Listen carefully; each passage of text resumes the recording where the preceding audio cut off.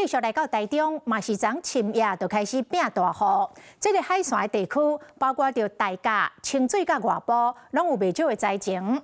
一寡大路、一寡猪仔田拢淹大水，搁大停电，甚至这个大水差一点淹入去社区的停车场。李长伯也是赶紧来放送，叫大家启程来刷车。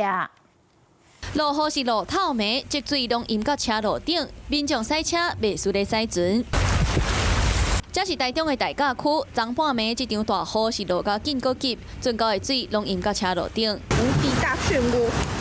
民众驶车半夜连啊浸伫水里，敢来当豆豆啊塞。 水拢淹到市区的街仔路顶，民众抱文，李长国广播叫大家人赶紧启程来刷车。水是愈来愈悬，另外一边社区的停车场嘛咧淹水。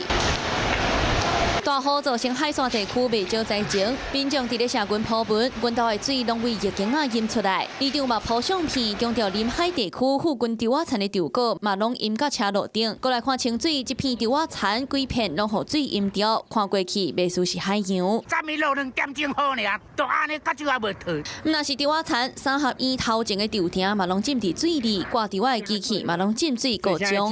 不行使用，有没有办法发动？去水怎么发动？气温内水本来是真清，即马拢变做黄色的沙土水，要去大甲区的路因为崩落，交通受影响。这场大雨造成海线的地区9000外户停电，台电人员半暝赶紧修理。不过有一寡地区也要复电，摒扫的工课才要开始。这场大雨搅了生活的日常，互民众拢真无奈。Hello， 我是蒋欣梅。想要抢先掌握最及时的新闻资讯吗？赶快订阅、按赞、开启小铃铛，锁定华视新闻 YouTube 频道。